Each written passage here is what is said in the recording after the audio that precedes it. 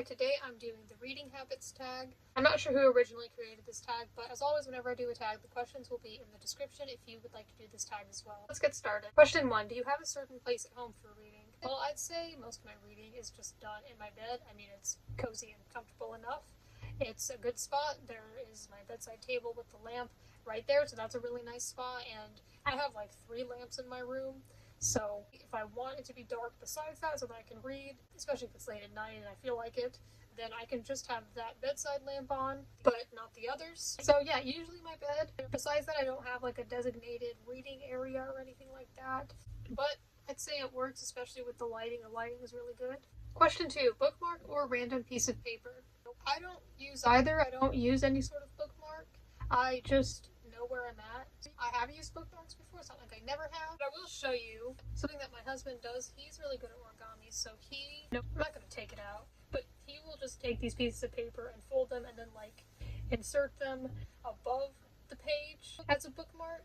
So it's not really sticking out, but you can still see it when the book's closed. So that's something that he does, and I think that's pretty neat. So he'll make bookmarks specifically for that book's page size. So that's cool, but I currently don't have either that I use, and I don't dog-ear pages either. I just remember where I'm at. Question 3. Can you stop reading, or do you have to stop at a certain chapter / certain amount of pages? So I understand that a lot of people would want to stop at a certain chapter or after a certain amount of pages, especially if they have some sort of goal. But for me, I actually don't mind just reading a few pages, especially if that's all I feel like doing. It can depend on the book. It can depend if there are other things I want to do, just how I'm feeling. And yeah, I think it's important actually to be okay with reading even if you're not going to finish the chapter, especially if the chapters are long. If you're only like, I'm going to read only if I can read this whole chapter at once, then you may not read it. But if you're okay with just reading a little bit of it, then I think that's better. I understand if you have a preference. I understand if you don't want to stop in the middle of a chapter. That can be confusing, especially if you stopped in the middle of a conversation or something. So I understand that preference, but I don't do it. I have done it, and I am okay with just stopping in the middle. That way I can read more by being okay with only reading a little bit at once and not only reading if I'm only going to read a full chapter.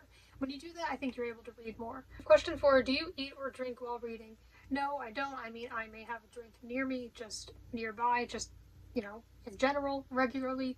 But no, I don't usually eat. Very rarely have I done that, and I definitely won't eat anything messy because I want to keep the book clean. So no, that's not something that I do. Question 5, can you read while listening to music or watching TV?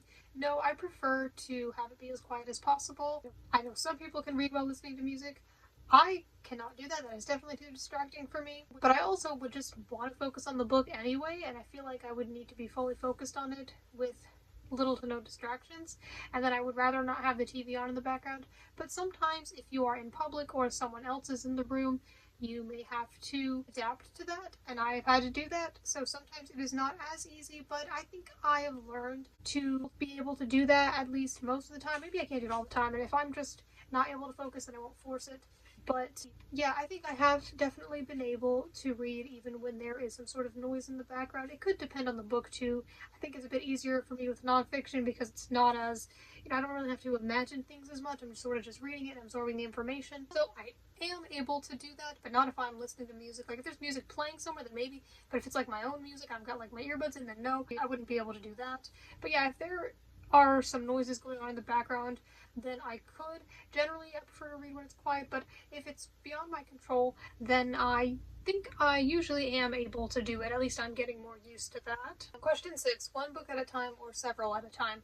I don't mind reading multiple books at once, especially if like one's a physical book, then I've also got an audiobook that I'm listening to. Sometimes that can be more accessible and convenient at times. I try not to read too many books at once. Sometimes it depends, like if I'm reading a book and maybe it's going by kind of slow for me, I'm not going to start another book if I know that that's just to like avoid the book, and then maybe I'll spend a lot more time reading that one. It's okay if it takes a while to read a book, but I just mean like sometimes it depends. I've done this before, so I know what I'm talking about. I think it can be good. It can help motivate you to read more. Then now you're in a reading mood. You're already reading, so you'll go and read that other book. But sometimes it can just be done to avoid the other book. So yeah, it depends on what I'm reading.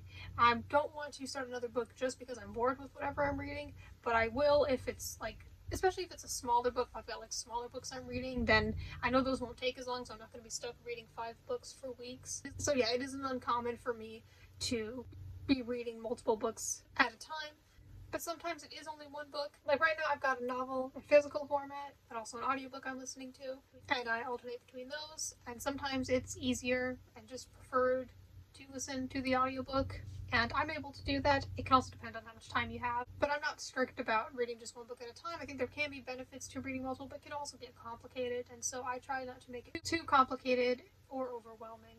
Question 7. Reading at home or everywhere? I generally read at home. I am open to reading in other places. It's just, if I'm at another place, then it probably isn't the time to read a book, but sometimes it can be, so sometimes I will bring a book out with me. So it's not like I only strictly read at home. I definitely am open to reading in other places as well, and I have. So I think that works for me. Question 8. Reading out loud or silently in your head? Usually I will just read silently in my head. That works for me. There have been times when I have read out loud a little bit to help me focus on it a bit more if I'm really struggling with whatever the book is, just struggling to get through it or focus on it. But yeah, generally it's just silently. Question 9. Do you read ahead or skip pages? I definitely don't if it happens accidentally. Like sometimes my eyes will wander to the next page or to a little bit below, but I will always go back and cover what I didn't read, but I never do it on purpose. I would not be comfortable with that. I feel like I gotta read the whole thing. Yeah, I never skip a few pages or something because it's not interesting in the moment or anything like that. So I definitely don't do that. Question 10. Breaking the spine or keeping it intact? I don't break the spines intentionally. I don't go out of my way to do it, but sometimes it happens and it doesn't bother me. I know some people it really bothers, but I think it's just a sign of a book being well loved. I definitely don't want to do anything that would damage it. Like if breaking the spine would make it fall apart, maybe with older books it can do that, but if it does that, then I want to be more careful, or if it's someone else's book.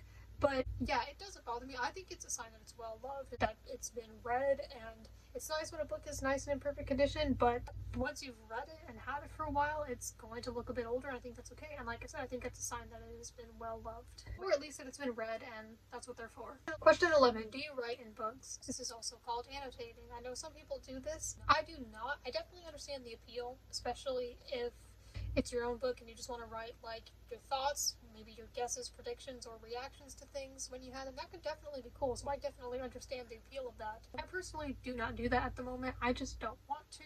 I don't want to write in the books I have, but I definitely understand why someone would do that, and maybe I will in the future, but at the moment I don't do that. And the last question, question 12, is just the typical who do you tag, and I never just want to tag specific people. I mean, even if I do, that doesn't mean they have to do it.